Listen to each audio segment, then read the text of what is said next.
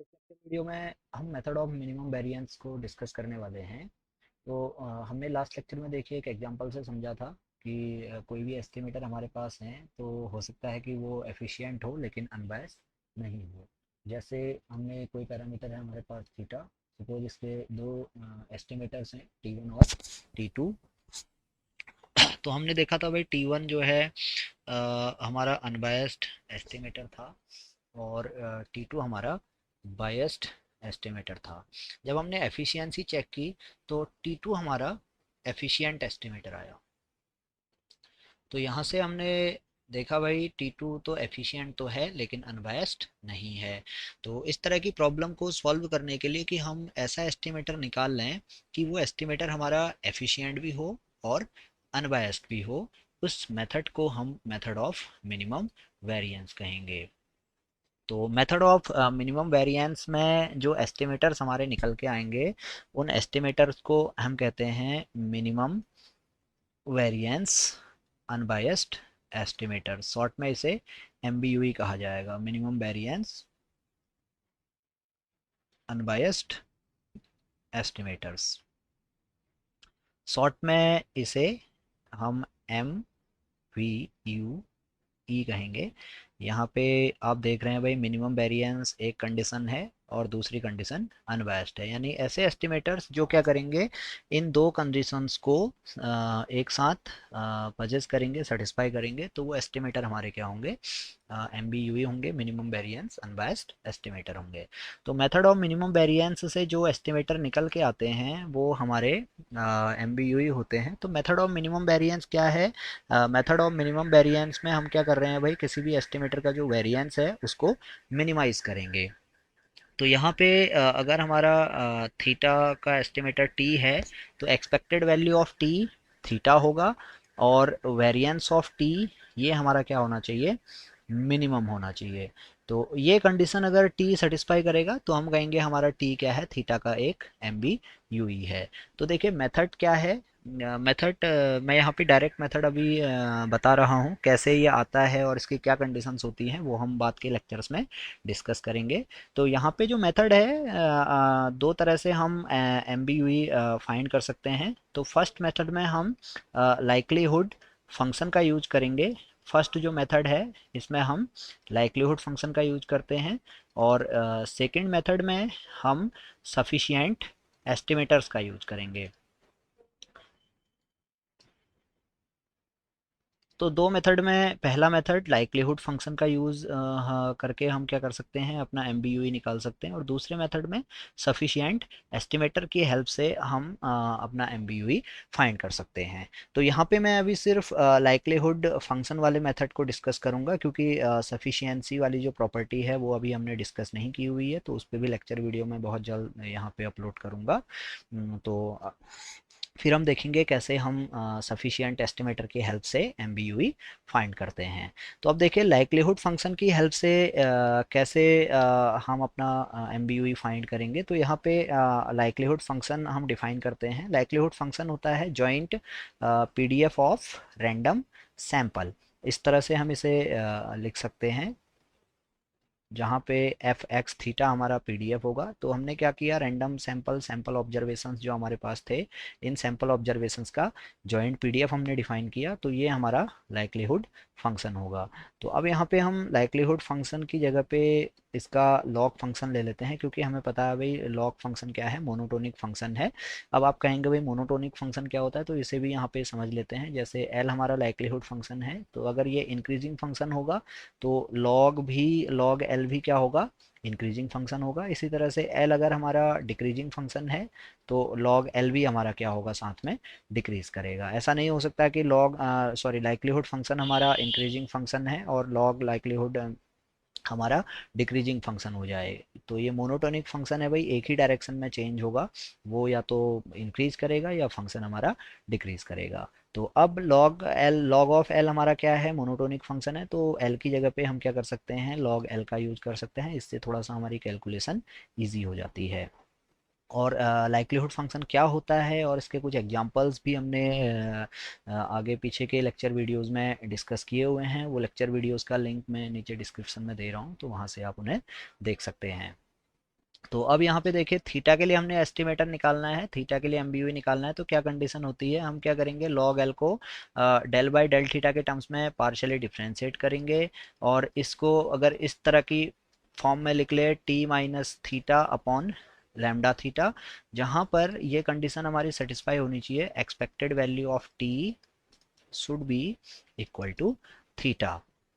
तो इस तरह से हमने क्या किया, लॉग एल का हमने थीटा के टर्म्स में पार्शियल डेरिवेटिव निकाला, और उस डेरिवेटिव को अगर हम इस तरह की फॉर्म में लिख लें भाई T minus theta upon lambda theta, और ये कंडीशन हो हमारी कि टी हमारा क्या है, थीटा का अनबायस्ड एस्टिमेटर है, तो इस केस में टी हमारा क्या होगा, एम बी यू ई हो जाएगा, जिसका वेरिएंस, जो वेरिएंस होगा इस टी का, वो वेरिएंस होगा लैम्डा थीटा, और ये वेरिएंस क्या होगा, मिनिमम होगा। यानी अब थीटा का अगर कोई भी दूसरा एस्टिमेटर एग्जिस्ट करता है तो उसका वेरिएंस इस लैम्डा थीटा से कम नहीं होगा।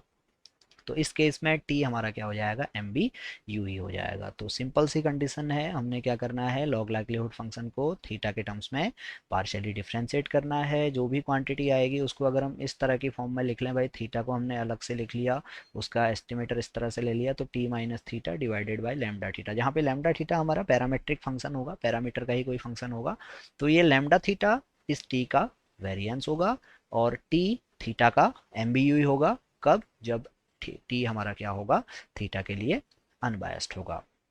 तो इस पे बेस्ड एक क्वेश्चन हम सॉल्व कर लेते हैं। जैसे नॉर्मल पॉपुलेशन की ही हम बात करें, तो मैंने क्या किया, एक रैंडम सैंपल कंसिडर कर लिया नॉर्मल पॉपुलेशन से, इस तरह से हम अपने सैंपल को डिनोट कर सकते हैं। तो यहाँ पे सबसे पहले लॉग फंक्शन, लाइक्लीहुड फंक्शन हम डिफाइन कर लेते हैं। तो लाइक्लीहुड फंक्शन के लिए सबसे पहले हमें पीडीएफ चाहिए होगा, तो पीडीएफ हमारे पास होता है 1/सिग्मा root 2 pi e to the power minus half x minus mu over sigma whole square, ये हमारा पीडीएफ है। तो यहाँ से हम लाइक्लीहुड फंक्शन जब बनाएंगे इसका, तो लाइक्लीहुड फंक्शन देखें 1/2 pi sigma square whole to the power n/2 into e to the power minus 1/2 xi minus mu over sigma whole square, ये बनेगा। ये कैसे बनता है ये आप पीछे के लेक्चर वीडियोस में देख के इसे समझ सकते हैं, अगर आपको यहाँ पे समझने में प्रॉब्लम है। तो इस तरह से हमने लाइक्लीहुड फंक्शन अपना डिफाइन कर लिया। तो अब मैं सिंपली इस लाइक्लीहुड फंक्शन का लॉग ले लूँगा। तो लॉग लेने पे जो क्वांटिटी मुझे मिलेगी वो होगी n/2 minus n/2 log of 2 pi minus n/2 log of sigma square minus 1/2, यहाँ पे ये समेसन हो जाएगा, क्योंकि हम क्या कर रहे हैं, बहुत सारे पीडीएफ को मल्टीप्लाई कर रहे हैं। कितने पीडीएफ को मल्टीप्लाई करेंगे, यहाँ पर एन पीडीएफ को मल्टीप्लाई करेंगे, तो समेसन भी हमारा क्या होगा, आई से लेके 1 से लेके एन तक यहाँ पे वेरी करेगा। तो ये minus 1/2 summation x i minus mu whole square, और ये यहाँ पे मैं 2 के साथ इसे सिग्मा स्क्वायर को ले लेता हूँ इस तरह से। तो ये मेरा लॉग ऑफ लाइक्लीहुड फंक्शन होगा। अब मुझे क्या करना है, म्यू के लिए suppose M B U E निकालना है कि म्यू का एम बी यू ई क्या होगा। M B U E means ऐसा एस्टिमेटर जो अनबायस्ड भी होगा और उसका वेरिएंस मिनिमम भी होगा। तो उसके लिए मैं क्या करूँगा, इस लॉग एल को म्यू के टर्म्स में पार्शली डिफ्रेंशिएट करूँगा। तो पहली टर्म हमारी म्यू के इंडिपेंडेंट है, तो ये ज़ीरो हो जाएगा। सेकंड टर्म भी म्यू के इंडिपेंडेंट है, तो ये भी हमारा ज़ीरो होगा। थर्ड टर्म में जो डिफ्रेंशिएशन होगा वो 1/2 sigma square into summation I1 to n। तो x i minus mu whole square का जो डिफ्रेंशिएशन होगा वो होगा 2 इंटू x i minus mu into differentiation coefficient -1। तो इसे जब हम सिंप्लीफाई करेंगे तो ये 2 से 2 तो हमारा कैंसिल आउट हुआ, और माइनस माइनस ये -1 और ये माइनस हमारा प्लस हो जाएगा। तो फाइनली जो हमें रिजल्ट मिलेगा वो होगा summation x i minus mu over sigma square. तो इसे हम इस तरह से लिख सकते हैं, देखिए मैं समेसन को अंदर ले गया, तो summation x i minus summation mu divided by sigma square. तो यहाँ से समेसन एक्स आई को मैं एन इंटू एक्स बार लिख सकता हूँ, और समेसन म्यू से म्यू मेरा बाहर आएगा तो अंदर रहेगा 1 1 को हम एन टाइम सम करेंगे तो ये एन आ जाएगा। तो ये इस तरह की क्वांटिटी आएगी। तो यहाँ से देखिए इसे मैं इस तरह से लिख सकता हूँ, X bar minus mu over sigma square by n, क्योंकि मुझे क्या करना है, T minus theta upon lambda theta की फॉर्म में इसे लेना है, जहाँ पे थीटा मेरा पैरामीटर होगा, तो म्यू मेरा पैरामीटर है, मैंने इसको टी के टर्म्स में लिख लिया, और ये मेरा क्या हो गया, लैम्डा थीटा हो गया। तो यहाँ से अब हमें देखना है कि जो हमने टी निकाला हुआ है, ये टी हमारा अनबायस्ड एस्टिमेटर है या नहीं है। तो हम क्या करेंगे, expected value of X bar check करेंगे, तो हमें पता है expected value of X bar कितना होगा, म्यू होगा। तो ये कंडीशन को सेटिस्फाई कर रहा है, एमबीयू की कंडीशन को सेटिस्फाई करेगा, तो हम कहेंगे भाई यहाँ से हम कह सकते हैं this implies that x bar is an MBU for mu with variance. अब यहाँ पे वेरिएंस क्या होगा, लैम्डा थीटा होगा, तो हम जब इससे कंपेयर करेंगे तो लैम्डा थीटा हमारा कितना है, सिग्मा स्क्वायर बाई एन है, तो with variance sigma square upon n. तो हमने देख लिया भाई एक्स बार क्या है, म्यू का मिनिमम वेरिएंस अनबायस्ड एस्टिमेटर है, यानी कोई भी एस्टिमेटर ऐसा नहीं हो सकता जिसका वेरिएंस क्या होगा, सिग्मा स्क्वायर बाई एन से कम होगा। ये सिग्मा स्क्वायर बाई एन क्या है, यहाँ पे म्यू के अनबायस्ड एस्टिमेटर का मिनिमम वेरिएंस है। तो इस तरह से हम किसी भी पीडीएफ किसी भी पॉपुलेशन के लिए एमबीयूई फाइंड कर सकते हैं। तो इस मेथड की कुछ लिमिटेशंस हैं, जैसे अगर लाइक्लीहुड फंक्शन हमारा एग्जिस्ट नहीं करेगा, या del by del theta of log L हमारा एग्जिस्ट नहीं करेगा, तो उस केस में हम लाइक्लीहुड फंक्शन का यूज करके एमबीयूई फाइंड नहीं कर सकते हैं। तो उस केस में हम क्या करेंगे, सफिशिएंट एस्टिमेटर्स का यूज करके अपना एमबीयूई फाइंड करते हैं। तो वो कैसे करते हैं वो मेथड हम बाद में इसे डिस्कस करेंगे। अभी आप इस मेथड पे बेस्ड क्वेश्चंस आप देखिए, अगर आप जो भी क्वेश्चंस आप इसमें जो भी लगता है क्वेश्चंस आपसे सॉल्व हो सकते हैं वो क्वेश्चंस आप देखिए। और ये वीडियो अगर आपको पसंद आया है तो इसे आप लाइक करेंगे, अपने फ्रेंड्स में शेयर करेंगे, और अगर आपने अभी तक हमारा चैनल सब्सक्राइब नहीं किया है तो प्लीज़ आप हमारे चैनल को सब्सक्राइब कर लीजिए। और अगर आपके पास कोई क्वेश्चंस हैं इस टॉपिक से रिलेटेड, कोई डाउट है, तो वो आप कमेंट बॉक्स में हमसे पूछ सकते हैं। हम कोशिश करेंगे उन डाउट्स उन क्वेश्चंस को सॉल्व करने की, कमेंट बॉक्स में ही सॉल्व करने की, या फिर उस पर लेकर उस पर वीडियो लेकर हम आएँ और यहाँ पर अपलोड करें। Thank you.